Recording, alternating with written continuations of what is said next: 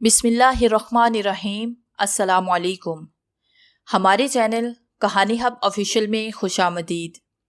नाजरीन, मैं आज आपके लिए इंतहाई खौफनाक और दिलचस्प कहानी लेकर आई हूँ।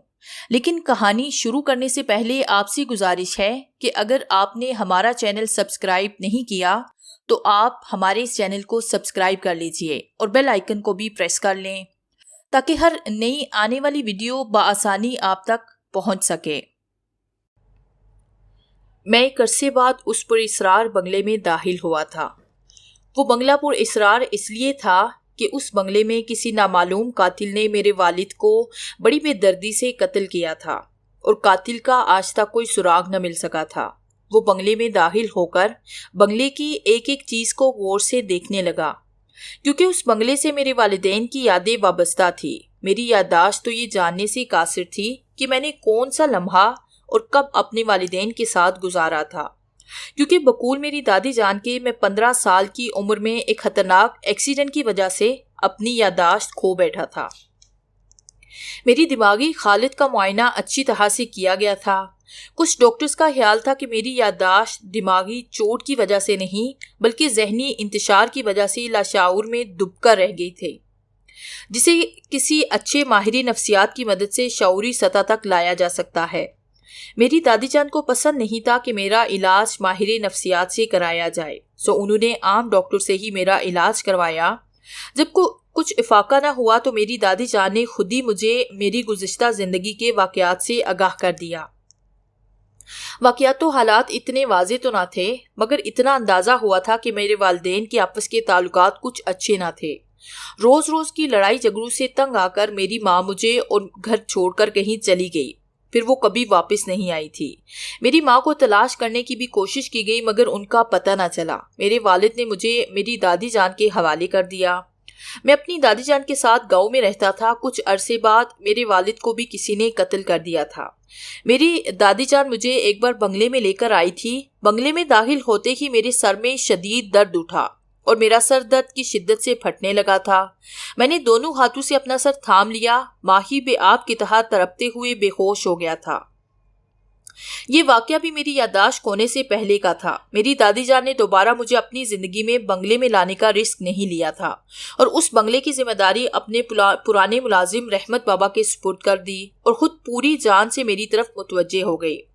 मेरे वालिद का सारा कारोबार उनके बिजनेस पार्टनर सलामत अली ने संभाल लिया था। मैं उन्हें सलामत अंकल कहता था। सलामत अंकल ने मेरे वालिद की जिंदगी में ही ऑफिस का ज्यादातर काम खुद ही संभाल रखा था, क्योंकि मेरे वालिद कुछ रंगीन मिजाजी की वजह से ऑफिस पर कुछ खास तवज्जो नहीं देते थे।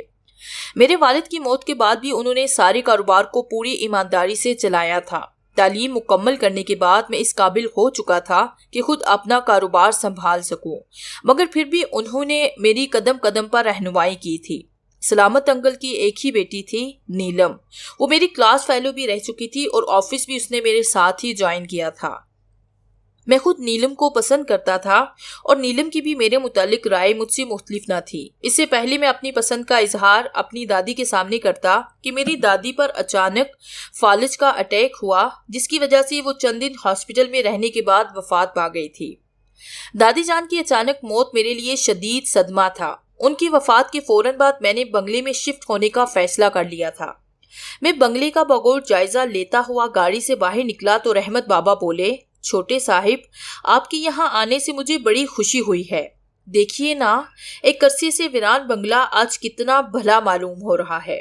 मैं मुस्कुराकर बोला, रहमत बाबा, आपने भी तो अपनी तमाम उम्र इस बंगले की रखवाली करते हुए गुजार दी।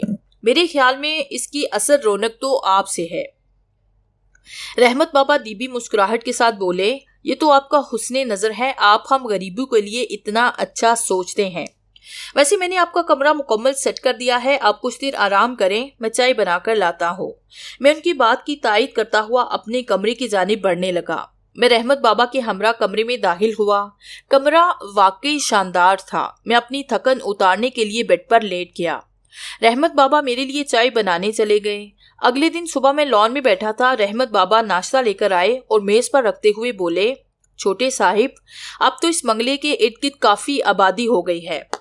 بڑے صاحب کے زمانے میں اس علاقے میں یہ واحد بنگلہ ہوا کرتا تھا۔ میں رحمت بابا کی بات سن کر ہنسا۔ رحمت بابا، آپ تو ایسے کہہ رہے ہیں جیسے میرے والد صاحب کا دور 100 سال پرانا ہو۔ اگر میں غلط نہیں ہوں تو پچھلے 10 برسوں کے درمیان یہاں آس پاس بنگلے اور کوٹھیاں تعمیر ہوئی ہیں۔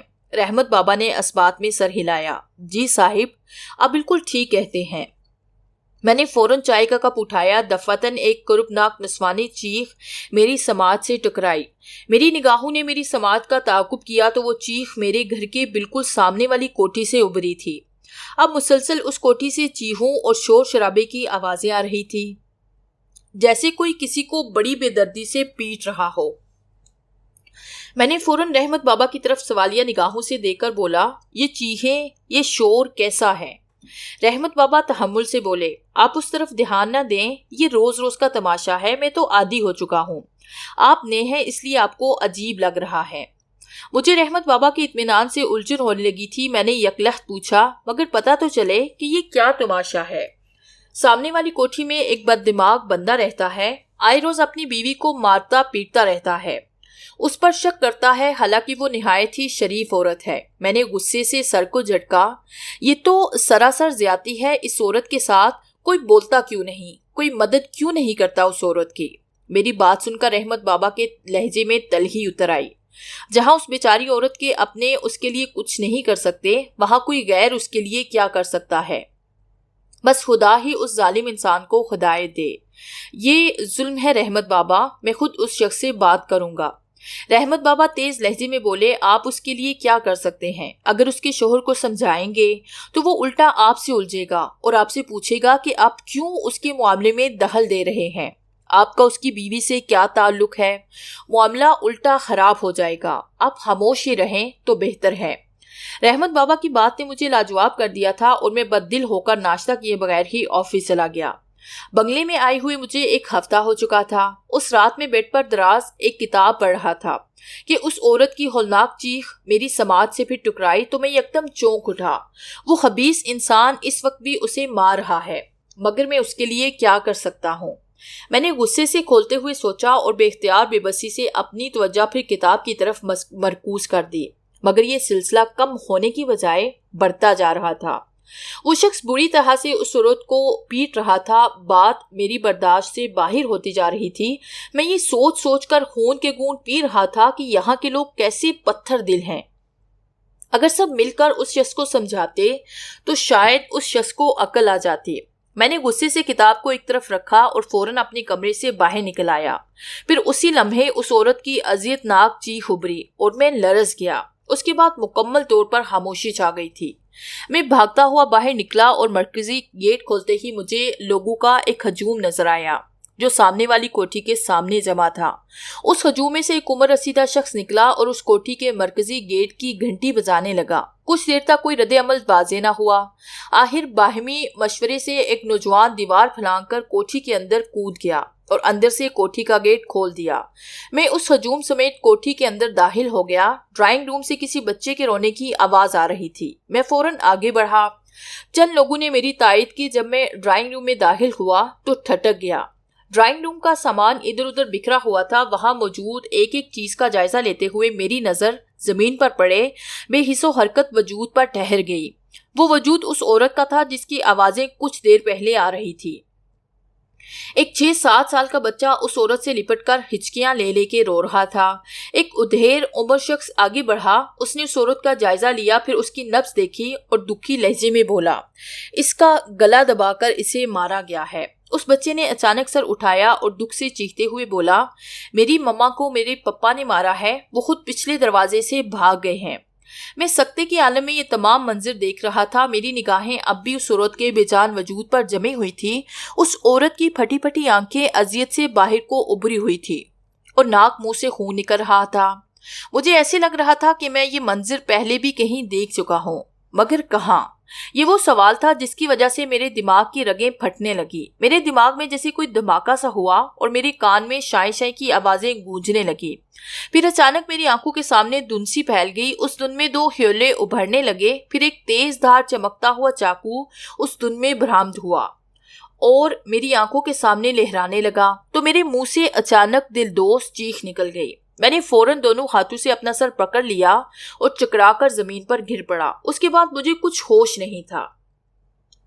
جب مجھے ہوش آیا تو میں اپنے کمرے میں موجود تھا۔ میرے بیڈ کے قریب ہی پڑی کرسیوں پر سلامت انکل، نیلم پریشان حال میں بیٹھے تھے، جبکہ رحمت بابا کھڑے اشک بار آنکھوں سے مجھے گو رہے تھے۔ میرا دماغ اس وقت بالکل ماؤسا ہو چکا تھا۔ میں قطعی سمجھ نہ سکا یہ سب لوگ کیوں یہاں موجود ہیں۔ میں حیرانگی سے بولا، مجھے کیا ہوا تھا؟ نیلم فوراً بولی، آپ کے گھر کے سامنے والے گھر میں ایک عورت کا قتل ہوا ہے۔ جائے وقوع کو دیکھ کر آپ کی طبیعت خراب ہو گئی تھی۔ نیلم کی بات سن کر وہ مناظر میری آنکھوں کے سامنے گھومنے لگے جب میں عورت کی چیخوں کی آوازیں سن کر اس کے گھر کی طرف بھاگا تھا۔ بے اختیار میرے منہ سے نکلا، وہ ظالم اس بیچاری کو مار کر فرار ہو گیا تھا۔ نیلم فوراً بولی، تابش آپ اپنے دماغ پر بوجھ نہ ڈالیں، جو ہونا تھا وہ تو ہو گیا۔ سلامت انکل بھی نیلم کی تائید کرتے ہوئے بولے، نیلم ٹھیک کہتی ہے، تم اپنے دماغ کو ریلیکس کرو، ہمارے معاشرے میں ایسے واقعات اکثر ہوتے رہتے ہیں۔ میرے سر پر شفقت سے ہاتھ پھیرتے ہوئے بولے، بیٹے ہم لوگ اپنی اپنی جگہ بے بس ہیں، ہم کوشش کریں بھی تو کچھ نہیں کر سکتے۔ تم اب اپنے دماغ پر بالکل بوجھ نہ ڈالو، تمہیں ڈاکٹر نے مکمل آرام کرنے کے لیے کہا ہے، ویسے بھی اب رات بہت ہو گئی ہے، ہم جا رہے ہیں۔ وہ دونوں مجھے شب بخیر کہہ کر چلے گئے۔ میں آنکھیں موند کر کچھ دیر یوں ہی پڑا رہا۔ رحمت بابا سمجھے شاید میں سو گیا ہوں تو لائٹ آف کر کے وہ کمرے سے باہر نکل گئے۔ ان کے جانے کے بعد میں کافی دیر اسی واقعے کے متعلق سوچتا رہا۔ پھر اچانک مجھ پر نیند طاری ہونے لگی۔ یوں لگا جیسے کوئی نادیدہ قوت میری آنکھیں بند کر رہی ہو۔ میں جاگنے کی ناکام کوشش کرتے ہوئے نیند میں ڈوبتا چلا گیا۔ دفعتاً میری آنکھوں کے سامنے دھند سی پھیل گئی۔ اس دھند میں دو ہیولے نمودار ہوئے۔ وہ اس قدر لمبے، ترنگے اور غیر واضح تھے کہ میں ان کے متعلق کچھ اندازہ نہ کر پایا۔ اس ساتھ ایک ہیولے نے دوسرے ہیولے پر حملہ کر دیا اور یوں دیکھتے ہی دیکھتے وہ دونوں ہیولے مدھم ہوتے ہوئے پس منظر سے چلے گئے۔ پھر اس دھند میں ایک تیز دھار چمکتا ہوا خنجر اچانک ہی میری آنکھوں کے سامنے آ گیا، جسے دیکھ کر خوف کی شدت سے میری سانسیں اکھڑنے لگی، میرا دم گھٹنے لگا۔ میں چیخنا چاہتا تھا مگر میری آواز میرے حلق میں اٹک کر رہ گئی تھی۔ یہ اذیت ناک کیفیت کچھ دیر تک مجھ پر مسلط رہی، پھر میری آنکھ کھل گئی۔ میں ایک دم اٹھ بیٹھا، میرا پورا وجود پسینے میں نہا چکا تھا اور گھبراہٹ کی وجہ سے میرا سانس بری طرح سے پھول چکا تھا، جیسے میں میلو کا سفر کر کے آیا ہوں۔ میں نے اٹھ کر فوراً پانی پیا اور دوبارہ بیڈ پر لیٹ گیا۔ وہ منظر اس عورت کی لاش دیکھ کر میری آنکھوں کے سامنے ابھرا تھا۔ اب خواب میں بھی وہی منظر میں دیکھ رہا تھا۔ اس خواب نے مجھے پریشان کر دیا تھا، مگر میں پھر بھی خود کو یہ سمجھا کر مطمئن کرتا رہا کہ اس عورت کی موت بری طرح میرے دماغ پر سوار ہوئی تھی، اس لیے یہ خواب مجھے نظر آیا۔ مگر پھر نہ جانے میرا دماغ کیوں مطمئن نہیں ہو رہا تھا۔ صبح میں حسب معمول آفس گیا۔ میں رات والے خواب کی وجہ سے کافی پریشان تھا، مگر میں نے کسی سے اس کا ذکر نہیں کیا۔ وہ دن بھی معمول کے مطابق اچھا گزرا۔ رات جب میں نے سونے کے لیے لیٹا تو وہی خواب مجھے دوبارہ نظر آیا۔ میں بہت پریشان ہوا۔ اس خواب کا دوبارہ نظر آنا واقعی پریشانی کی بات تھی۔ اس کے بعد وہ خواب مجھے تواتر سے ہر رات نظر آنے لگا۔ اس صورتحال نے مجھے ذہنی طور پر بالکل مفلوج کر دیا تھا۔ مجھے سمجھ نہیں آ رہی تھی کہ میں کس سے اپنی کیفیت کا ذکر کروں۔ اب تو یہ حال ہو گیا تھا کہ مجھے کچھ دیر کے لیے نیند آتی، ان چند لمحوں کی نیند میں وہی خواب نظر آتا اور بیدار ہونے کے بعد میں تمام رات جاگتا رہتا۔ یہ انتہائی پریشان کن صورتحال تھی۔ بے بسی یہ تھی کہ میں کسی سے اپنی پریشانی شیئر نہیں کر سکتا تھا، حتیٰ کہ نیلم سے بھی، کیونکہ وہ بھی میری وجہ سے پریشان ہو جاتی۔ اس لیے میں نے برداشت کرنے میں غنیمت جانی، مگر بات جہاں تک محدود رہتی تو قابل برداشت ہوتی۔ ایک شام مجھے اپنے دوست ندیم کی کال آئی۔ اس نے مجھے ڈنر کی دعوت دی تو اس کی بات کا میں بھلا کیسے انکار کر سکتا تھا۔ ندیم سے میری کالج کے زمانے میں دوستی ہوئی تھی۔ ندیم کی فیملی بعد میں امریکہ میں سیٹل ہو گئی۔ وہ خود بھی اپنی تعلیم مکمل کر کے امریکہ چلا گیا تھا۔ اب چند دن پہلے وہ آیا ہوا تھا۔ میں رات 8 بجے ندیم کے گھر میں موجود تھا۔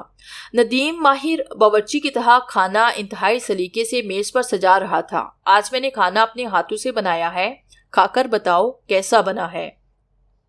ندیم کرسی پر بیٹھتے ہوئے بولا۔ میں مسکرا کر بولا، پیٹ تو بڑھنا ہے نا، ویسے اتنی مشقت سے اچھا ہے کہ کوئی باورچی رکھ لو۔ یار میں نے کون سا یہاں مستقل رہنا ہے، اب چند دنوں کے لیے کوئی نوکر رکھ لیا کروں گا۔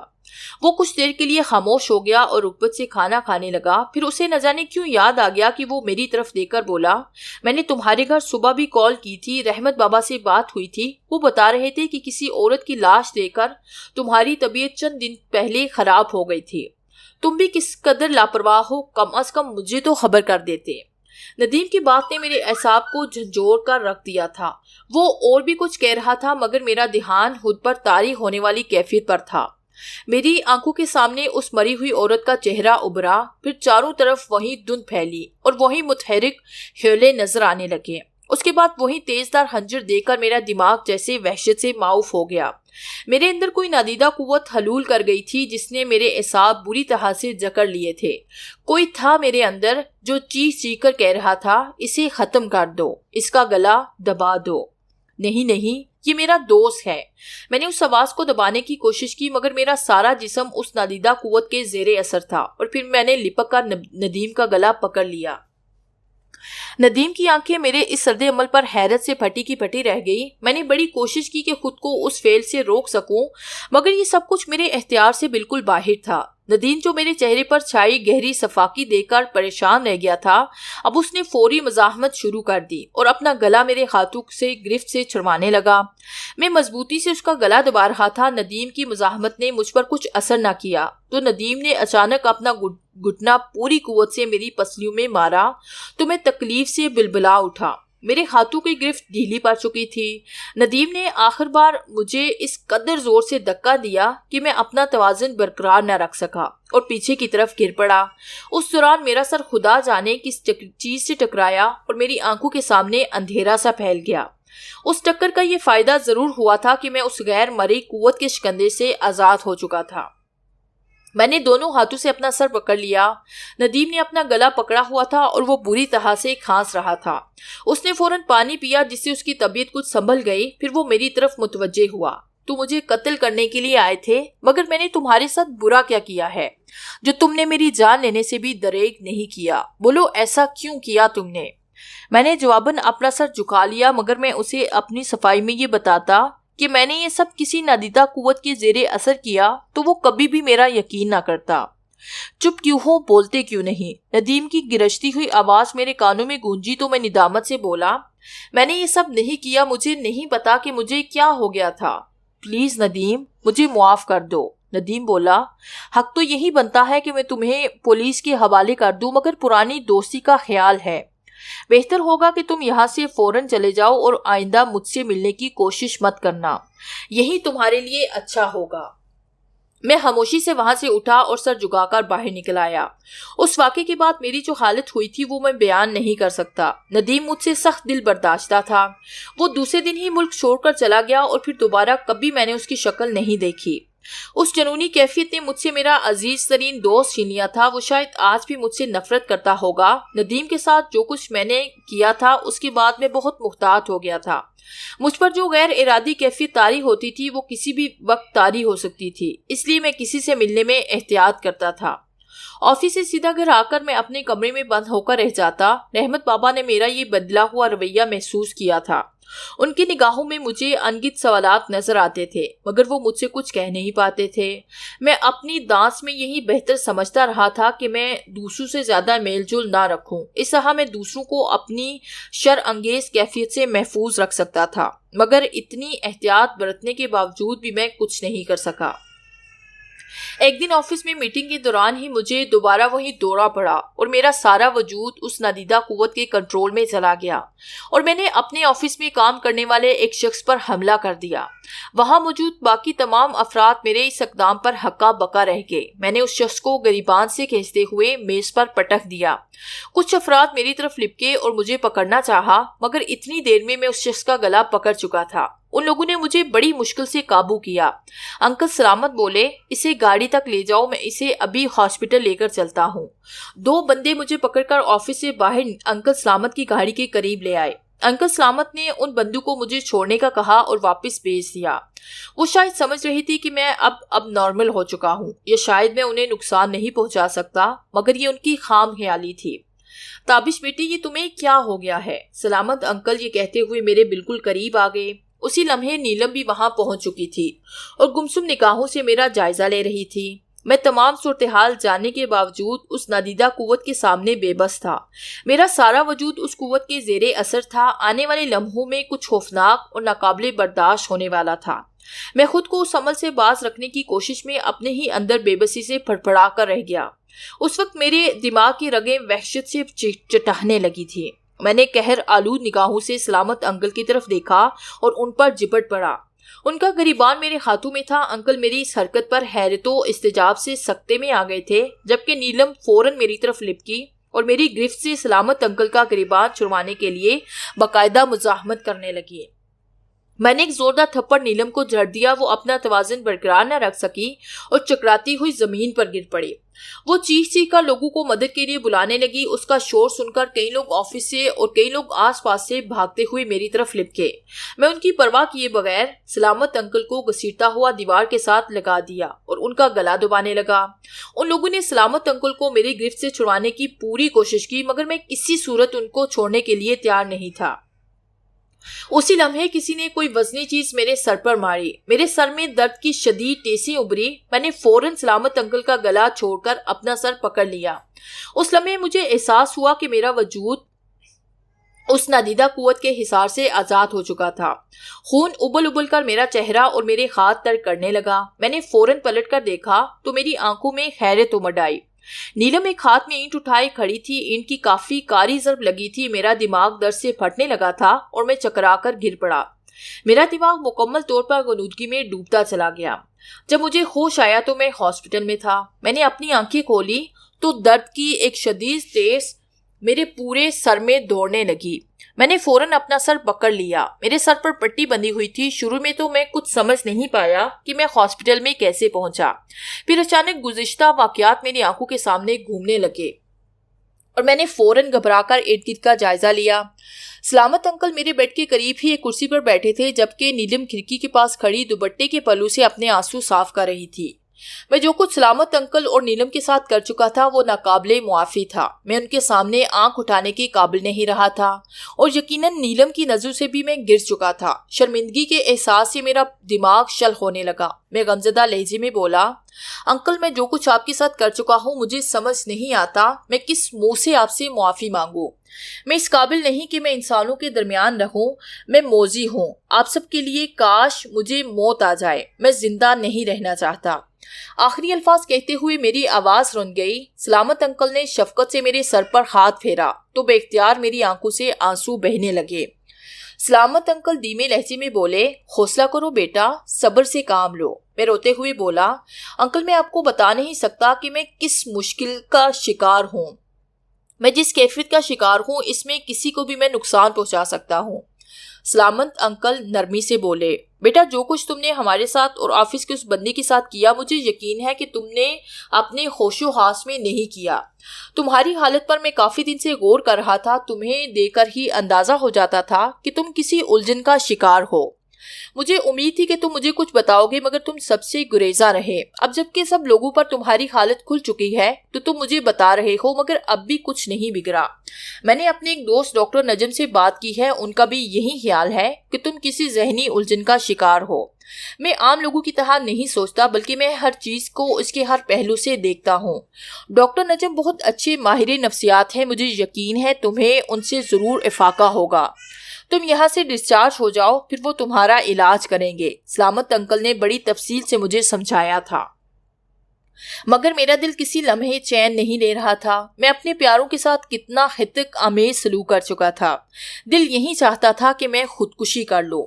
نیلم اس وقت مجھ سے کوئی بات نہیں کر رہی تھی۔ خاموشی سے سلامت انکل کے ساتھ واپس چلی گئی مگر میں چاہتا تھا کہ وہ اتنی آسانی سے سب کچھ نہیں بھولے گی۔ مجھے ایک دن بعد ہاسپٹل سے ڈسچارج کر دیا گیا۔ چند دن میں میرے سر پر چوٹ کا زخم بھی ٹھیک ہونے لگا۔ اس دوران نیلم ایک بار بھی مجھ سے ملنے میرے گھر نہیں آئی تھی، جبکہ سلامت انکل اور ڈاکٹر نجم باقاعدگی سے مجھے دیکھنے آتے رہے۔ پھر مکمل طور پر ٹھیک ہونے پر میں ڈاکٹر نجم کے کلینک جانے لگا۔ وہ ایک نفیس انسان تھے۔ ان کے سامنے اپنی کیفیات بیان کر کے مجھے ذہنی سکون ملتا تھا۔ ڈاکٹر نجم نے مجھے کچھ ایسی ادویات دی جن کے استعمال سے مجھے اطمینان ہوا تھا، کیونکہ میری منتشر کیفیات کافی حد تک میرے قابو میں رہتی تھی۔ البتہ وہ خواب مسلسل مجھے نظر آ رہا تھا۔ ڈاکٹر نجم کا خیال تھا اس خواب کے پیچھے کوئی نہ کوئی خاص وجہ ضرور چھپی تھی۔ وہ وجہ جاننے کے لیے ڈاکٹر نجم بےتاب تھے۔ اور روز ڈاکٹر نجم نے مجھے کلینک ذرا جلدی بلا لیا۔ میں ڈاکٹر نجم کے سامنے بیٹھا تھا۔ ڈاکٹر نجم بڑے نرمی سے بولے، مجھے یقین ہے کہ تمہارے ماضی میں ضرور ایسا کچھ چھپا ہے جس کی وجہ سے تم پر اضطراری کیفیت طاری ہوتی ہے۔ آج تم یوں سمجھو کہ میرے علاج کا آخری مرحلہ ہے۔ اگر آج میں اپنی کوشش میں کامیاب ہو گیا تو مجھے 100% یقین ہے کہ تم مکمل طور پر نارمل ہو جاؤ گے۔ میں حیرت سے بولا، کیا واقعی ایسا ہو سکتا ہے؟ میں تو اپنی طرف سے بالکل مایوس ہو چکا ہوں، وہ خواب اب بھی مجھے نظر آتا ہے۔ ڈاکٹر نجم فوراً بولے، اس خواب میں ضرور ایسا کچھ ہے جو تم پر واضح نہیں ہو پاتا۔ اب آخری مرحلے کا انحصار تم پر ہے۔ تم نے مکمل طور پر مجھ سے تعاون کیا تو تم اس بیماری سے اپنا پیچھا چھڑا سکو گے۔ میں گھبرا کر بولا، کیا کوئی مشکل مرحلہ ہے؟ کہیں آپ مجھے بجلی کے جھٹکے تو نہیں لگانے والے؟ ڈاکٹر نجم میری اس بات پر بے ساختہ مسکرا دیے۔ ارے نہیں، گھبراؤ نہیں، میں ایسا کچھ نہیں کروں گا۔ علاج کے دوران گزشتہ واقعات بالکل ایسے تم پر واضح ہوں گے جیسے تم کوئی خواب دیکھ رہے ہو۔ جب ہم ہوش میں آنے کے بعد کئی بار اپنے خوابوں سے آگاہ ہوتے ہیں، اسی طرح تم بھی ان واقعات سے باخبر ہو جاؤ گے۔ میں گہرا سانس لے کر بولا، ٹھیک ہے ڈاکٹر صاحب، میں بالکل تیار ہوں۔ ڈاکٹر نجم اٹھے اور مجھے اپنے ساتھ لے کر ایک کمرے میں داخل ہو گئے۔ کمرے میں مکمل اندھیرا تھا۔ ڈاکٹر نجم نے بٹن دبایا تو کمرے میں 0 وولٹ کا بلب جلنے لگا۔ میں نے کمرے کا جائزہ لیا۔ کمرے میں ایک طرف پلنگ نما صوفہ پڑا تھا، اس صوفے سے کچھ فاصلے پر ایک کرسی اور میز پڑا تھا۔ میز پر بھی کچھ چیزیں موجود تھی جن کی طرف میں نے توجہ نہیں دی تھی۔ میں ڈاکٹر نجم کے کہنے پر اس صوفے پر لیٹ گیا اور اپنے اعصاب مکمل طور پر ڈھیلے چھوڑ دیے۔ ڈاکٹر نجم نے مجھے مزید ہدایات دی جن پر میں نے مکمل عمل کیا۔ اسی لمحے مجھ پر ایسی کیفیت طاری تھی جسے شاید میں لفظوں میں بیان نہ کر سکوں۔ میرا دماغ بالکل سنسا ہو گیا تھا، میری نگاہیں چھت پر ٹکی ہوئی تھی۔ ڈاکٹر نے جیسے مجھ پر طلسم قائم کر دیا تھا۔ اس وقت میرے دماغ میں صرف ایک ہی بات بس گئی تھی کہ ڈاکٹر نجم کی ہر بات پر عمل کرنا مجھ پر لازم ہے، مگر کیوں؟ یہ سوال سوچنے کی مجھ میں صلاحیت اس وقت ختم ہو چکی تھی، بلکہ یوں کہنا مناسب ہوگا کہ خود سوچنے سمجھنے کی میری تمام صلاحیتیں سلب ہو چکی تھی۔ میں مکمل طور پر ڈاکٹر نجم کا تابع ہو چکا تھا۔ ڈاکٹر نجم نے مجھے حکم دیا میں پھر اس خواب کو دیکھوں اور ساتھ ساتھ بولتا جاؤں۔ جو مجھ پر کیفیات طاری ہوں گی ان کو میں بیان کروں۔ میں نے ان کے حکم کے مطابق اس خواب کے متعلق سوچا تو وہ خواب فوراً میری آنکھوں کے سامنے نمودار ہو گیا۔ دن کے گہرے سائے مسلسل میری آنکھوں کے سامنے پھیلنے لگے اور پھر اس دن میں ہی وہیں 2 ہیولے ابھرے۔ اس ساتھ ڈاکٹر کی سحر انگیز آواز میری سماعت سے ٹکرائی، یہ کیسی دن تمہارے سامنے پھیلی ہوئی ہے؟ یہ 2 ہیولے کون ہیں؟ اس دن کو اپنے سامنے سے ہٹا دو، شاباش، اسے اپنے سامنے سے ہٹا دو۔ میں نے اپنے دماغ پر پورا دباؤ ڈالا تو وہ دن آہستہ آہستہ میرے دماغ سے چھٹنے لگی۔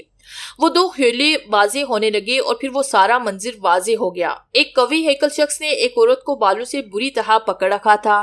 ان دونوں کے چہرے اور نقش و نگار واضح نہیں ہو رہے تھے، مگر وہاں کا ماحول مجھے کافی مانوس محسوس ہو رہا تھا۔ وہ قوی ہیکل شخص اس عورت کے بالوں سے جھٹکا دیتے ہوئے گر جا، آج پھر تو اس خبیث سے ملنے گئی تھی؟ وہ عورت روتے ہوئے بولی، میں اپنے بیٹے کی دوا لینے گئی تھی، اس کی طبیعت شام سے بہت خراب ہو رہی تھی۔ وہ شخص نفرت آمیز لہجے میں بولا، دوا لینے گئی تھی یا اپنے سابقہ منگیتر سے ملاقات کرنے گئی تھی؟ میں نے خود تجھے اس کے ساتھ دیکھا ہے۔ عورت اپنی صفائی دیتے ہوئے بولی، وہ مجھے آج اتفاقاً راستے میں ملا تھا، تمہارا حال پوچھ رہا تھا، اور تم کیوں بھول جاتے ہو کہ وہ میرا چچا زاد بھائی بھی ہے؟ چچا زاد بھائی؟ اس شخص نے غصے سے ایک تھپڑ اس عورت کو مارا تو وہ چکرا کر ایک طرف گر پڑی۔ وہ پھنکارتے ہوئے بولا، یہ ڈھونگ اب مزید نہیں چلے گا، تو اس رشتے کی آڑ میں میری آنکھوں میں دھول نہیں جھونک سکتی۔ مکار عورت، آج تو اس قابل ہی نہیں رہے گی کہ دوبارہ اس کمینے سے ملنے جائے۔ اتنا کہकर وہ تھکی عورت کی طرف بڑھا اور اس عورت کو مسلسل پیٹنے لگا۔ اس عورت کا صبر جواب دینے لگا۔ وہ غم و غصے سے چیختے ہوئے بولی، تم ایک شکی مزاج اور بے حس انسان ہو، تم خود بد کردار ہو، تب تمہیں ہر کوئی بد کردار نظر آتا ہے۔ روز روز اذیت دینے سے بہتر ہے کہ تم مجھے ایک ہی بار مار ڈالو۔ یہ بات اس عورت نے محض جذبات میں کہی تھی، جسے سن کر وہ شفقانہ لہجے میں بولا، تو فکر مت کر، آج میں تجھے آخری بار ہی ماروں گا۔ اتنا کہہ کر وہ شخص اس عورت پر جپٹا اور اس کا گلا پکڑ کر مضبوطی سے دبانے لگا۔ وہ عورت مزاحمت کے لیے فوراً ہاتھ پاؤں مارنے لگی، مگر عورت کے ظالم شکنجے سے خود کو نکال نہ پائی۔ بالآخر اس کا جسم بے جان ہونے لگا۔ جان اذیت سے اس کی آنکھیں ابل پڑی اور پھر کچھ ہی دیر میں اس کا وجود بے حس و حرکت ہو گیا۔ اس شخص کو بھی اندازہ ہو چکا تھا کہ وہ مر چکی ہے۔ اس نے بڑی حقارت سے اس عورت کا وجود ایک طرف دھکیل دیا اور خود بڑے بڑے ڈھک برتا ہوا کمرے سے باہر نکل گیا۔ اب اس کمرے میں صرف اس عورت کا بے جان وجود پڑا تھا۔ میں نے اس عورت کے دھندلائے نقوش ٹٹولنے کی کوشش کی تو جیسے میرے دماغ میں ایک دھماکہ ہوا۔ میری آنکھوں کے سامنے گپ اندھیرا پھیل گیا تھا۔ اچانک اس گہرے اندھیرے میں وہ منظر پھر ابھرا۔ اس بار اس عورت کا چہرہ بالکل واضح تھا۔ اس عورت کا چہرہ دیکھ کر میں فوراً پہچان گیا، وہ عورت کوئی اور نہیں بلکہ میری اپنی ماں تھی۔ دفعتاً میری آنکھوں کے سامنے ایک اور منظر ابھرا۔ بیڈ کے نیچے سے ایک 7-8 سال کا بچہ برآمد ہوا۔ اس میں کوئی شک نہیں تھا کہ وہ معصوم بچہ میں خود تھا۔ وہ میرا بچپن تھا۔ میرا دماغ تیزی سے میرے ماضی کو مجھ پر کھولتا جا رہا تھا۔ میں تیزی سے بھاگتا ہوا اپنی ماں کی لاش کے قریب پہنچ گیا اور اس کے بے جان وجود کو جھنجھوڑ کر اٹھانے لگا۔ اسی اثنا میں وہ شخص پھر اس کمرے میں داخل ہوا۔ اس بار اس شخص کے چہرے کے نقوش بھی بالکل واضح تھے۔ اسے دیکھ کر میرے دماغ کو ایک زبردست جھٹکا لگا، کیونکہ وہ شخص کوئی اور نہیں بلکہ میرا سگا باپ تھا۔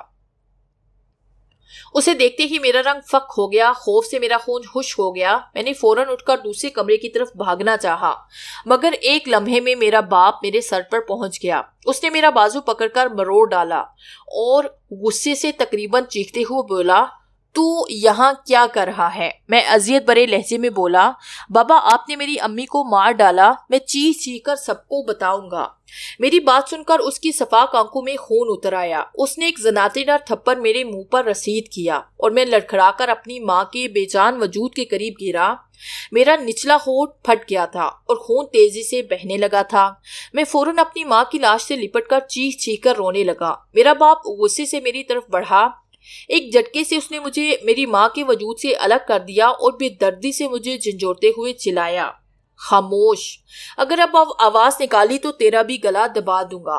اس کی بات سن کر میری آنکھوں میں خوف اتر آیا۔ میں موت سے واقعی بہت ڈرتا تھا۔ میں فوراً اپنی سسکیوں کو بھی دبانے لگا۔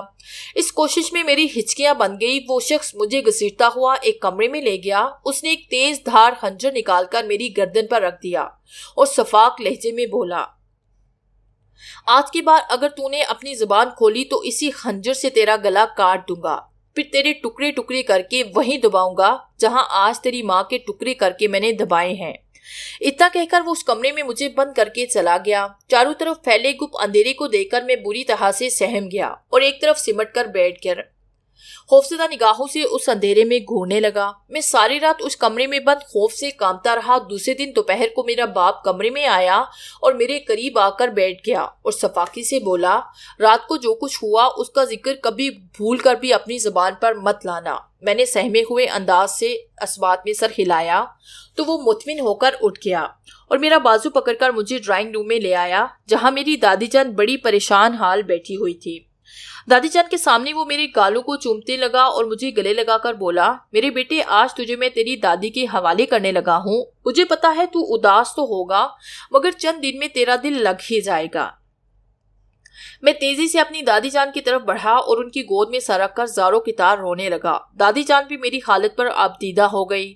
پھر میرا باپ دکھی لہجے میں بولا، اب ٹھیک کہتی تھی امی کی ثروت جیسی عورتیں کسی کی نہیں بنتی، آج کیسے مجھے چھوڑ کر چلی گئی، اسے اپنے بچے تک کا خیال نہیں آیا۔ دادی جان اس موقع پر خاموش رہی۔ وہ شاید میرے سامنے میری ماں کے خلاف کچھ بولنا نہیں چاہتی تھی۔ میں اپنی دادی کے ساتھ گاؤں آ گیا۔ میری دادی بھی میری ماں کو قصوروار سمجھتی تھی۔ میں اندر ہی اندر جلتا رہتا، ہر رات اپنی ماں کی اذیت ناک موت کو خواب میں دیکھتا۔ پھر وہ چمکتا تیز دھار خنجر میری آنکھوں کے سامنے آتا تو میں ہڑبڑا کر بیدار ہو جاتا تھا۔ میری ماں کی موت کسی عفریت کی طرح میرے دماغ سے چپک گئی تھی۔ میں سب کو چیخ چیخ کر بتانا چاہتا تھا کہ میری ماں کہیں گئی نہیں، بلکہ اسے بے دردی سے قتل کر کے اس کی لاش کے ٹکڑے کہیں دبا دیے گئے ہیں۔ مگر ہر بار اپنے باپ کو جان سے مار دینے کی دھمکی اور وہ تیز دھار چمکتا ہوا خنجر میری آنکھوں کے سامنے لہرانے لگتا اور میں اپنی تمام تر ہمت کھو بیٹھتا تھا۔ میں اندر ہی اندر جس قرب کا شکار تھا اس کا نتیجہ یہ ہوا کہ میں بچپن ہی میں بچپنے کی حدود سے بہت آگے نکل گیا۔ مجھ میں بچوں جیسی کوئی عادت نہیں رہی تھی، مجھے کھیل کود میں کوئی دلچسپی نہیں تھی، ہر وقت ایک گہری سنجیدگی مجھ پر طاری رہتی تھی۔ وقت جیسے جیسے گزرتا جا رہا تھا میرے اندر اپنے باپ کے خلاف بدتریز نفرت بڑھتی جا رہی تھی۔ میں ہرگز اپنی ماں کے قاتل کو معاف نہیں کر سکتا تھا جو کہ بدقسمتی سے میرا باپ خود تھا۔ میرا باپ 2-3 بار گاؤں آیا تھا، دادی جان کے سامنے وہ مجھ سے بہت پیار سے ملتا، مگر مجھ میں اب اس کے لیے اپنائیت ختم ہو چکی تھی۔ شاید اس نے بھی یہ بات محسوس کی تھی، پھر اس نے پلٹ کر بھی میری یا دادی جان کی خبر نہیں لی۔ سنا تھا بری صحبت کی وجہ سے وہ کثرت سے شراب کی لت میں مبتلا ہو چکا تھا۔ میری دادی جان کو اپنے بیٹے کی بہت فکر تھی، 2-3 بار وہ بھی شہر گئی تھی تاکہ میرے باپ کو کچھ سمجھا سکے، مگر جہاں انسان کو خود اپنی جان کا دشمن بن جائے وہاں کوئی دوسرا کیا کر سکتا ہے۔ میں بھی دادی جان کے ساتھ بنگلے میں گیا تھا، وہاں بنگلے میں جو میری خالت ہوئی تھی وہ ناقابل بیان تھی۔ اس بنگلے میں میری معصوم ماں کا قتل ہوا تھا، ایک ایک لمحہ مجھے سام کی طرح ڈستا تھا۔ میں اپنی عمر کے 18ویں سال میں داخل ہو چکا تھا۔ ان چند سالوں میں کوئی لمحہ ایسا گزرا نہیں تھا جب میں نے اپنی ماں کے سفاکانہ قاتل کا ماتم نہ کیا ہو۔ میں نے اپنے باپ سے شدید نفرت کی تھی، میرا دل انتقام کی جس آگ میں جل رہا تھا وہ میں ہی جانتا تھا۔ آخر کب تک یہ سلسلہ جاری رہتا؟ کبھی تو میرے اندر انتقام کا ابلتا لاوا پھٹنا ہی تھا، اور پھر ایک دن واقعی ایسا ہو گیا۔ میں ٹھیک طرح سے شاید بیان نہ کر پاؤں، اس روز میری حالت عجیب تھی۔ میں خود اپنی حالت سمجھنے سے قاصر تھا۔ میں اپنے کمرے میں گمسم بیٹھا تھا، ماں کی موت کے متعلق سوچتے سوچتے میرے خاص سل ہونے لگے۔ اس وقت اچانک مجھے محسوس ہوا جیسے میرے کمرے کی ہر ایک چیز سے آواز ابھر رہی ہو، تمہارا باپ تمہاری ماں کا قاتل ہے، اسے قتل کر دو۔ یہ آوازیں آہستہ آہستہ اتنی تیز ہونے لگی کہ میرا دماغ پھٹنے لگا۔ اسی لمحے میرے اندر ایک نہایت شفاق شخص ابھرا تھا جس کے اندر وحشت اور بربریت بڑھی ہوئی تھی۔ ہاں، میں اسے مار ڈالوں گا، میں نے خونہار لہجے میں دانت پیستے ہوئے کہا۔ یہ کہتے ہوئے میں فوراً اٹھ کر کھڑا ہو گیا۔ اس ساتھ میری آنکھوں کے سامنے پھر اس خنجر کا عکس ابھرا جسے میں نے فوری طور پر دماغ سے جھٹک دیا، کیونکہ اس وقت میرے اندر کا بزدل اور ڈرپوک انسان نہ جانے کہاں جا سویا تھا۔ جو شفاق انسان میرے اندر بیدار ہوا تھا وہ ہر خطرے سے نبرد آزما ہونے کی صلاحیت رکھتا تھا، جو اپنے راستے میں آنے والی ہر طاقت کو بڑی بے دردی سے کچلنے کے لیے تیار تھا۔ میں فوراً اٹھا اور اپنی موٹر سائیکل پر سوار ہو کر شہر روانہ ہو گیا۔ دادی جان کو اس وقت کچھ بتانے کی ضرورت نہیں تھی، کیونکہ وہ جانتی تھی میں اکثر کچھ چیزوں کی خریداری کے لیے شہر جاتا رہتا تھا۔ 1.5 گھنٹے کے سفر کے بعد میں نے اپنی موٹر سائیکل بنگلے سے کچھ فاصلے پر روکی اور پیدل چلتا ہوا بنگلے تک پہنچ گیا۔ اس وقت سڑک بالکل سنسان تھی، اور یہ بات ویسے بھی میرے لیے خوش آئند تھی کہ میرے باپ کا بنگلہ آبادی سے کافی فاصلے پر تھا۔ میرا باپ فطرتاً آدم بیزار تھا، تنہا رہنا زیادہ پسند کرتا تھا۔ یہی وجہ تھی کہ اس نے بنگلے میں صرف ایک ہی ملازم رکھا تھا، اور وہ ملازم بھی صبح سویرے کی صفائی اور دیگر کام نپٹا کر جلدی چلا جاتا تھا۔ اس وقت شام ہونے والی تھی، مجھے ٹھیک طرح سے اندازہ تو نہیں تھا وہ مجھے بنگلے میں ملے گا کہ نہیں، مگر پھر بھی اس وقت انتقام کا بھوت میرے سر پر چڑھ کر چیخ رہا تھا۔ میں دیوار پر چڑھا اور دیوار پھلانگتا ہوا لان میں آ گیا۔ میں بڑی احتیاط سے آگے بڑھتا ہوا ڈرائنگ روم میں آ گیا۔ ڈرائنگ روم میں نگاہیں پڑتے ہی میری آنکھوں کے سامنے اس خون ریز لمحے کے واقعات ابھرنے لگے جب میری ماں کو قتل کیا گیا تھا۔ میرا خون کھولنے لگا۔ میں تیزی سے آگے بڑھا اور سیڑھیاں چڑھتا ہوا بیڈ روم میں پہنچ گیا۔ وہ اس وقت بستر پر بے ترتیب اوندے منہ پڑا تھا۔ اس کے قریب ہی شراب کی 2-3 خالی بوتلیں موجود تھی۔ اسے دیکھتے ہی بے اختیار میں نے نفرت سے اپنی مٹھیاں بھینچ لی اور تیزی سے کمرے سے باہر نکل گیا۔ میں سیدھا اسٹور روم میں گیا جہاں مجھے میری مطلوبہ چیز ایک موٹی رسی مل گئی۔ بیڈ روم تک آتے وقت میں فریج سے ٹھنڈے پانی کی بوتل بھی نکال لایا تھا۔ میں جب واپس کمرے میں داخل ہوا تو میرا باپ بدسور نشے میں غرق بستر پر بے سود پڑا تھا۔ اسے دنیا جہان کا کوئی بھی ہوش نہیں تھا۔ میں برق رفتاری سے آگے بڑھا اور اسی رسی سے اس کو اچھی طرح سے جکڑ دیا۔ اسے خبر نہیں تھی اس کے ساتھ کیا ہونے والا ہے۔ میں نے وہ پانی کی بوتل اٹھائی اور بوتل کا ٹھنڈا ٹھار پانی اس کے منہ پر گراتا رہا۔ ٹھنڈا ٹھنڈا پانی منہ پر گرتے ہی اس کا سارا نشہ حیران ہو گیا۔ اس نے حیرت سے آنکھیں کھول کر پہلے مجھے پھر اپنے رسیوں میں جکڑے وجود کو دیکھا۔ تم یہ سب کچھ کیا ہے؟ وہ حیرت سے پھٹی ہوئی آواز میں بولا۔ اپنے آپ کو بے بس دیکھ کر آج تجھے کیسا لگ رہا ہے؟ میں غصے سے کھولتی ہوئی آواز میں بولا۔ یہ سب تم نے کیا کیا ہے؟ مگر ایسا کیوں؟ اس نے قدرے حیرت سے پوچھا۔ تو میں نفرت سے بولا، کیا اب بھی کسی اعتراض کی گنجائش رہ گئی ہے؟ کیا تم نہیں جانتے تم نے کیا ظلم کیا ہے؟ اس کی سزا کبھی نہ کبھی تو تمہیں ملنی ہی تھی۔ وہ رخاصی آواز میں بولا، میں نے کیا کیا ہے؟ بیٹا مت کہ مجھے بیٹا، میں نفرت سے چیخا۔ میں اس وقت تیری اولاد نہیں بلکہ تیری موت ہوں۔ تو نے جس طرح میری ماں کو مارا، کیا سمجھا تھا کہ میں بھول گیا؟ آج ایک ایک چیز کا حساب لوں گا۔ اس بار اس کے لہجے میں ہلکا سا غصہ اتر آیا تھا۔ مجھ سے انتقام لیتے وقت تو بھول گیا ہے کہ میں تیرا بھاگ ہوں۔ میں سرد لہجے میں بولا، میں یہاں سب رشتے ناطے توڑ کے آیا ہوں۔ تم سوچ بھی نہیں سکتے کہ میں تم سے کس قدر نفرت کرتا ہوں۔ آج بھی میں تمہیں اسی طرح ماروں گا جیسے تم نے میری مظلوم اور بے گناہ ماں کو قتل کیا تھا۔ اتنا کہہ کر میں تیزی سے اس کی طرف جپٹا اور اس کا گلا پکڑ کر سفاکی سے دبانے لگا۔ اس وقت مجھ پر جنونی کیفیت طاری ہو گئی تھی۔ میرے اندر کی نادیدہ قوت نے اپنے شکنجے میں مجھے جکڑ لیا تھا۔ اس کے منہ سے گٹی گٹی آوازیں برآمد ہوئی۔ چند ہی لمحوں میں اس کا جسم بالکل بیجان ہو گیا۔ جیسے ہی اس کی روح کف سے انصری سے پرواز کر گئی، اسی وقت میرے اوپر چھایا جنون اتر گیا۔ ایک بار پھر بزدلی اور خوف مجھ پر مسلط ہونے لگا تھا۔ میں نے خوفزدہ نگاہوں سے اپنے باپ کے مردہ وجود کو دیکھا اور خود پر سخت تعجب کرنے لگا کہ میں نے کیسے یہ سفاکانہ اقدام اٹھا لیا۔ میں نے فوراً وہاں سے پلٹ کر دوڑ لگا دی۔ بنگلے کی دیوار پھلانگ کر تیزی سے بھاگتا ہوا اپنی موٹر سائیکل تک پہنچا۔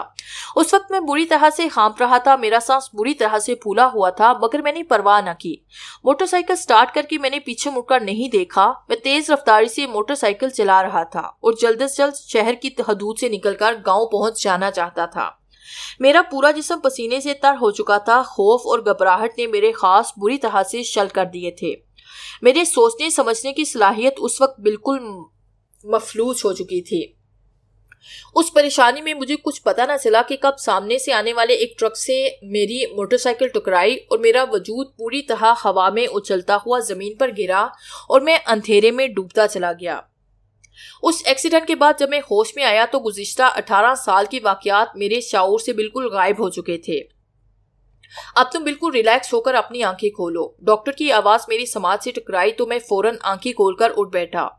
یہ سب کیا تھا؟ میں حیرانگی سے ڈاکٹر کو دیکھ کر بولا۔ ڈاکٹر دھیمے لہجے میں بولے، یہ تمہارا گزشتہ ماضی تھا جو آج تمہیں مل گیا ہے۔ تمام حقیقت سامنے آنے کے بعد میرا دل خون کے آنسو رو رہا تھا۔ میں ندامت کے احساس سے سر جھکا کر بولا، میں کس قدر شفاق اور بے حس ہوں۔ میں نے اپنے ہی باپ کو قتل کر دیا۔ ڈاکٹر پرسکون لہجے میں بولے، یہ دنیا مکافات عمل ہے، تم خود کو الزام مت دو۔ میں تڑپ کر بولا، مگر میں قاتل ہوں، مجھے سزا ملنی چاہیے۔ ڈاکٹر بدسور تحمل سے بولے، میں ثابت کر سکتا ہوں کہ تم نفسیاتی مرض کا شکار بہت پہلے ہو چکے تھے اور یہ قتل بھی اس سلسلے کی ایک کڑی ہے۔ تم اگر اپنے مکمل ہوش و حواس میں ہوتے تو کبھی بھی ایسا سنگین قدم نہ اٹھاتے۔ تمہیں کوئی قانون اس جرم کی سزا نہیں دے سکتا۔ ویسے بھی میں ماہر نفسیات اور مریض کا رشتہ دار ہوں۔ یہ بات صرف میرے اور تمہارے درمیان رہے گی۔ مگر میں خود کو کیسے سمجھاؤں؟ میں اپنا سر تھامتے ہوئے بے اختیار رو پڑا۔ ڈاکٹر فوراً اٹھ کر میرے پاس آ گئے اور میرے کندھے پر ہاتھ رکھ کر بولے، ریلیکس تابش، اس تمام صورتحال کی ذمہ دار تم ہرگز نہیں ہو۔ والدین کی آپس کے لڑائی جھگڑے اور نامناسب رویے اولاد کو عدم تحفظ اور کئی طرح کی ذہنی الجھنوں کا شکار کر دیتے ہیں۔ تمہارے والد نہ صرف تمہاری والدہ کی موت کے ذمہ دار تھے بلکہ تمہاری شخصیت کے بگاڑنے کے بھی وہ خود ذمہ دار تھے۔ تم بہت پہلے ذہنی کشمکش کا شکار ہوئے تھے اور یہ ذہنی کشمکش تمہاری والد کے شفاقانہ قتل سے ہی شروع ہو گئی تھی اور تم نے اسی ذہنی کشمکش کی وجہ سے اپنے والد کا قتل کر دیا تھا اور پھر عین اس موقع پر تمہارا ایکسیڈنٹ ہو گیا جب تم اپنے والد کا قتل کر کے فرار ہو رہے تھے۔ وہ ایکسیڈنٹ ایک لحاظ سے تمہارے لیے بہتر ثابت ہوا تھا کیونکہ اس ایکسیڈنٹ کی وجہ سے تم اپنی یادداشت کو فراموش کر بیٹھے تھے۔ اگر ایسا نہ ہوتا تم ذہنی انتشار کی انتہائی حد تک جا کر خود ہی چیخ چیخ کر اپنے قاتل ہونے کا اعتراف کر بیٹھتے، اور دوسری طرف ہاسپٹل میں زیر علاج رہ کر تم اپنے والد کے قتل کے تمام تر شکوک و شبہات سے برے الزما ہو چکے ہوتے، اگرچہ تم اپنی یادداشت کھو بیٹھے تھے۔ لیکن اکثر کوئی ایسی بات جو تمہارے ماضی میں ہونے والے خونریز لمحے کے واقعات سے ملتی تھی، جیسے ہی سامنے آتی تو گزشتہ واقعات تمہارے شعور تک رسائی حاصل کرنے کی کوشش کرتے تھے، لیکن تمہارا دماغ انہیں شرمندگی اور خوف کی وجہ سے دوبارہ لاشعور میں دھکیل دیتا تھا۔ اس کشمکش میں تمہاری ذہنی بیماری ایک انتہائی خطرناک صورت میں ابھری تھی۔ اس خاص صورتحال میں شخصیت دو حصوں میں تقسیم ہو جاتی ہے۔ کبھی تو مریض شخصیت کے کسی ایک ایسے حصے میں واقف ہوتا ہے تو کبھی دونوں حصے ہی اس کے علم میں ہوتے ہیں، مگر ایک وقت میں کسی ایک حصے پر اس کا اختیار ہوتا ہے تو اپنی شخصیت کے دونوں حصے سے واقف تھے۔ شخصیت کا شفاف ترین حصہ کچھ دیر کے لیے تم پر طاری ہوتا تھا، جس میں انتہائی جارحانہ پن ہوتا تھا۔ تم کوشش کے باوجود اس حصے کے خلاف کچھ کر نہیں پاتے تھے، اور یہی گزشتہ واقعات تمہیں ایک محسوس خواب کی صورت میں دکھائی دیتے تھے۔ اب جبکہ تم ماضی کے گڑھے دیکھ چکے ہو تو مجھے پوری امید ہے کہ تمہیں نہ تو وہ محسوس خواب نظر آئے گا اور نہ ہی کوئی ایسا دورہ پڑے گا، مگر پھر بھی تمہیں کچھ عرصہ مزید میرے پاس زیر علاج رہنا پڑے گا تاکہ میری مکمل طور پر تسلی ہو جائے۔ میں خاموشی سے سر جھکائے بیٹھا رہا۔ ڈاکٹر میرا جائزہ لیتے ہوئے دوبارہ اپنی کرسی پر بیٹھ گیا اور سنجیدگی سے بولا، تمہیں میرا ایک مشورہ ہے، ماضی میں کی گئی کوتاہیوں پر پشیمان ہونے کی بجائے مستقبل کو دیکھو، اپنا مستقبل ایسا بناؤ کہ ماضی میں ہونے والی کوتاہیوں کی تلافی ہو سکے۔ اب یہ تم پر انحصار کرتا ہے کہ تم ان کوتاہیوں کی تلافی کس طرح کرو گے۔ ڈاکٹر نجم کی یہ بات واقعی میرے دل پر اثر کر گئی تھی۔ میں ماضی کی کوتاہیوں کی تلافی کر سکتا تھا۔ میں اس کے بعد 6 ماہ تک ڈاکٹر کے زیر علاج رہا۔ ڈاکٹر کا خیال درست ثابت ہوا تھا، کیونکہ پھر نہ تو مجھے وہ خواب دوبارہ کبھی نظر آیا اور نہ ہی وہ وحشیانہ قسم کے دورے پڑے۔ ان 6 ماہ کے دوران سلامت انکل اور نیلم باقاعدگی سے میرا خیال رکھتے رہے۔ میں نے آفس کا کام پھر سے سنبھال لیا تھا اور ڈاکٹر نجم نے بھی مجھے بالکل نارمل قرار دے دیا تھا۔ اب مجھے اپنے آنے والے وقت کے متعلق سوچنا تھا۔ ایک دن سر جھکائے میں نے سلامت انکل سے نیلم کا رشتہ مانگ لیا۔ سلامت انکل کی بھی غالباً یہی خواہش تھی، مگر بیٹی کا باپ ہونے کی وجہ سے وہ کچھ کہہ نہیں پاتے تھے۔ یوں میرا اور نیلم کا سادگی سے نکاح ہوا اور نیلم میرے گھر آ گئی۔ آج میری شادی کو 6 سال گزر چکے ہیں۔ ایک بیٹی اور 2 بیٹے ہیں میرے۔ میں اپنی فیملی کے ساتھ ایک خوشگوار پرسکون زندگی گزار رہا ہوں۔ ان 6 سالوں میں میں نے اپنی بیوی بچوں کو وہ پیار اور تحفظ دینے کی ہر ممکن کوشش کی ہے جو میرا باپ مجھے اور میری ماں کو نہیں دے سکا تھا۔